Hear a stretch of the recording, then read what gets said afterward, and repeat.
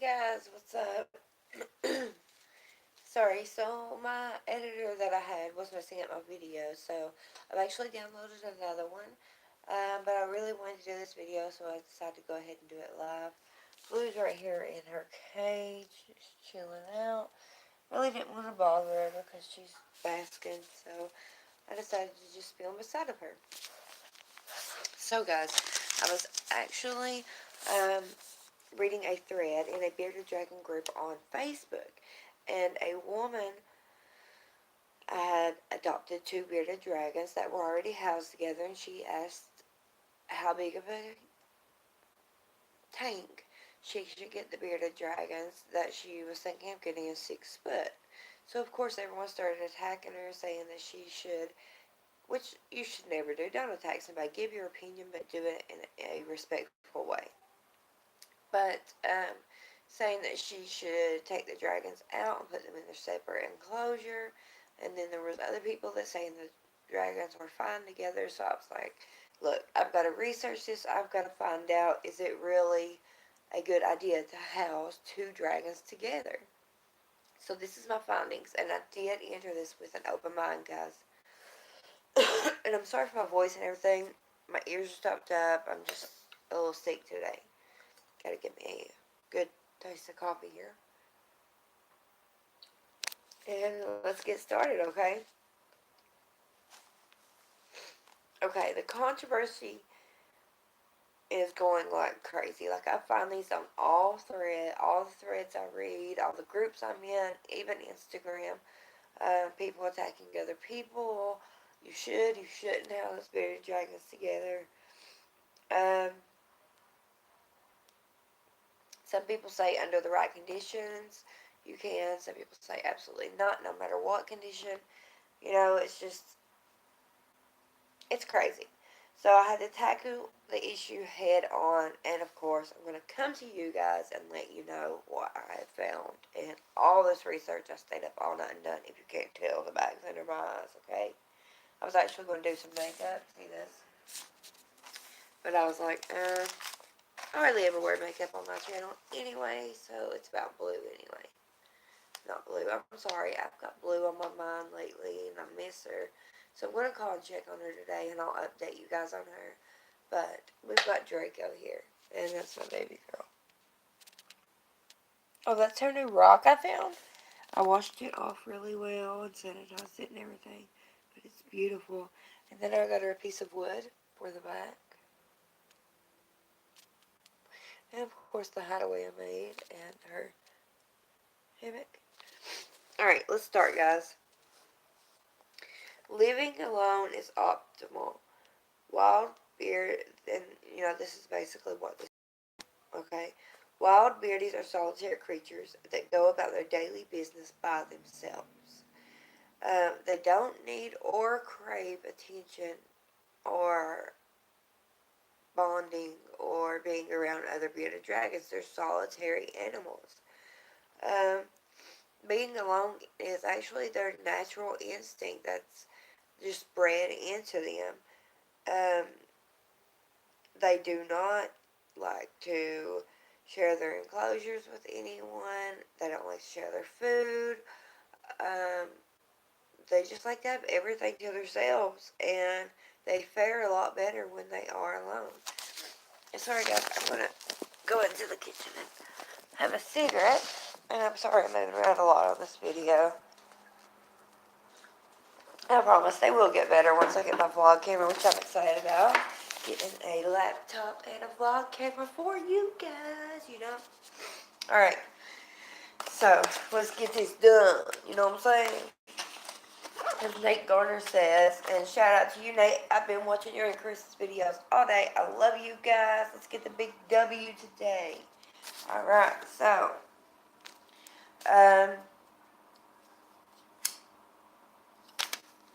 lot of people think, well, I want to have two bearded dragons because I don't want one to be lonely, but they're not, trust me. They, from what I have read, and almost every website says this, they like to be alone. That's the way they like it. They got their own basking lot. They got, And of course, yeah, you can provide two, but they're still going to have territorial issues. But we'll get into that later. But I just want to put your mind to rest that if you only have one bearded dragon, no need to worry. You can throw that out the window because they are solitary creatures and they're just fine. Okay, living together. While the solo lifestyle is, how dragons like it, it also isn't unheard of for them to manage fine living with other beardies. As long as the groups are tiny, which means no more than three, and I would say three is pushing it.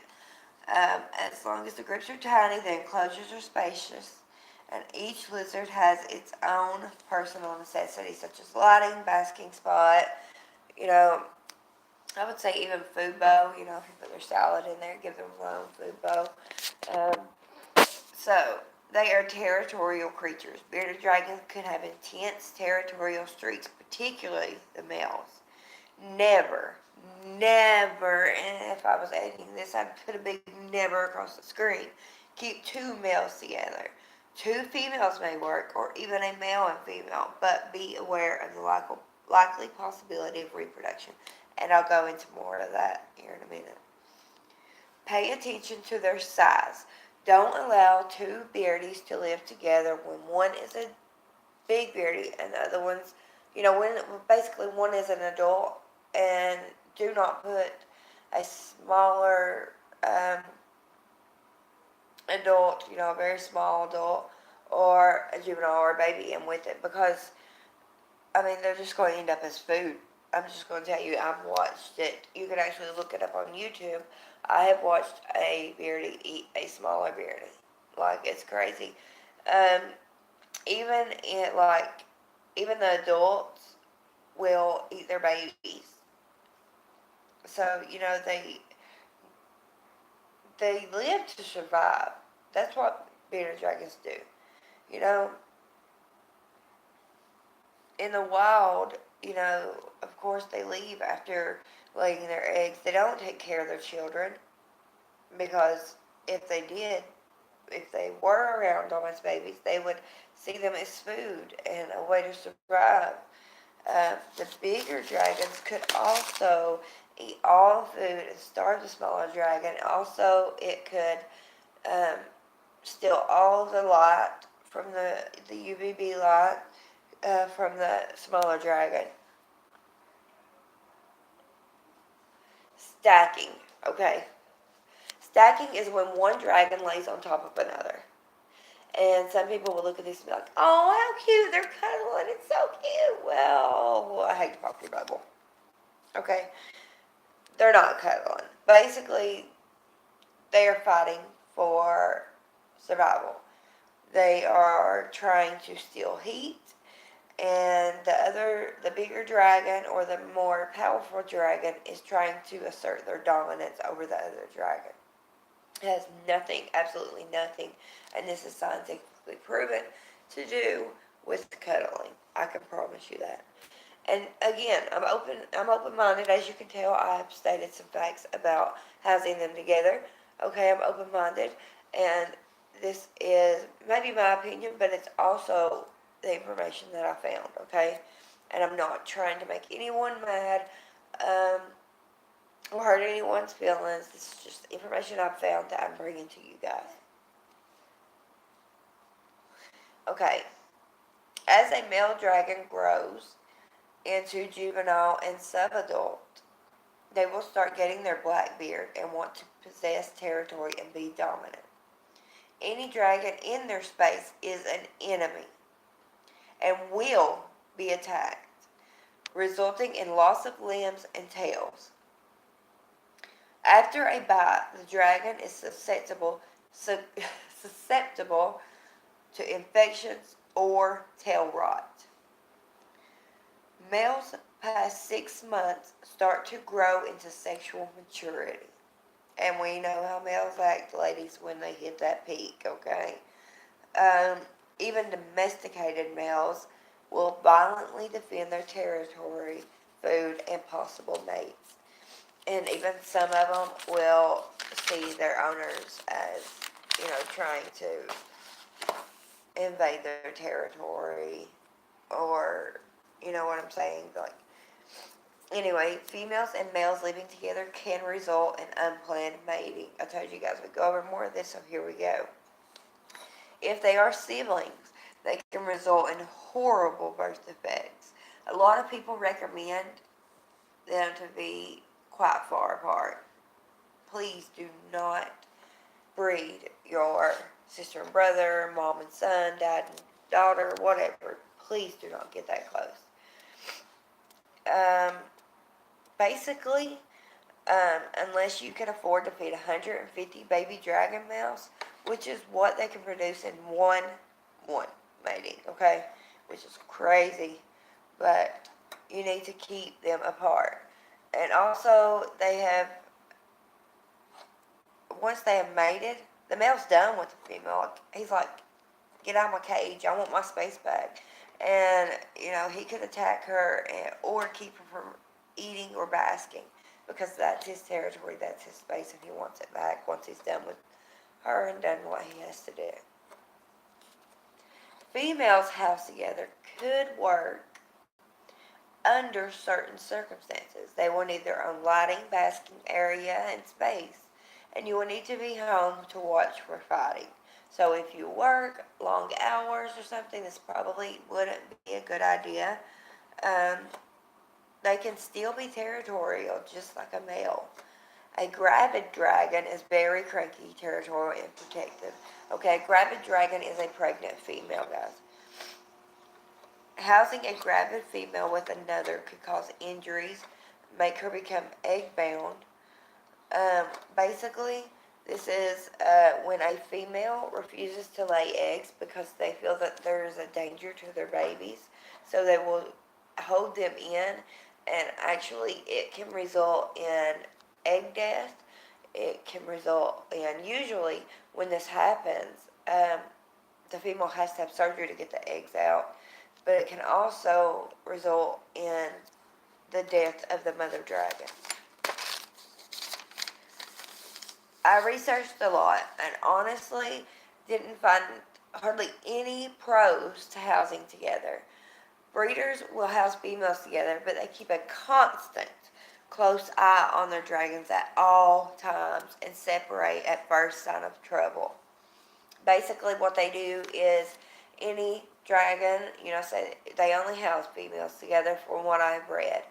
And any female dragon that shows aggression, they will put them in their own cage. They have a lot of cages where they can separate them. Now, if you're housing two females together, do you honestly have a spare cage to just put one in if there is a sign of aggression? Maybe you should think of that, guys. This isn't to say that you cannot get them out and have them together out of their cages. You could bathe them together. You could take them outside, let them outside together. You could let them lay out in the sun together.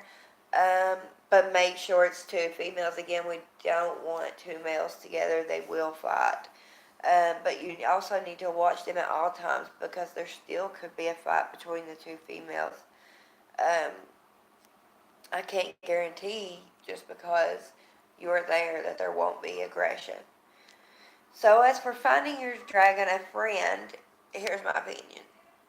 And this is, my opinion. I respect their opinion of everybody else, and I'm not trying to make anyone mad or hurt anyone's feelings. But if you want to find your dragon a friend and you don't want them to be lonely, I believe that you should be their friend. You should be really the only person besides maybe, if you have a husband or kids. But, that should be who you would want that dragon to bond with and be friends with. You should be their number one companion. Although there is great debate on this, you guys. There's a lot of debates, a lot of ifs, ands, or buts. Here's my thing about that. Are you ready to risk your dragon to find out if all this is true, if they would actually fight? And yeah, it might be great at first. Nothing may never happen. But remember, all it takes is one time. So I hope this video helps a lot of people. I hope it brings a lot of light to any questions you may have. If you have any comments or questions, please post down below. Give this video a big thumbs up. Make sure you smash that thumbs up and smash that subscribe button. And guys, add me on Instagram. And also check out our giveaway. I've got two going on, one on Instagram and one on YouTube. So check those out. I love you guys so much. Thank you for joining us on Being Draco, and we can't wait to see you next time. I actually have a video coming up after this that you may want to check out. Love you guys.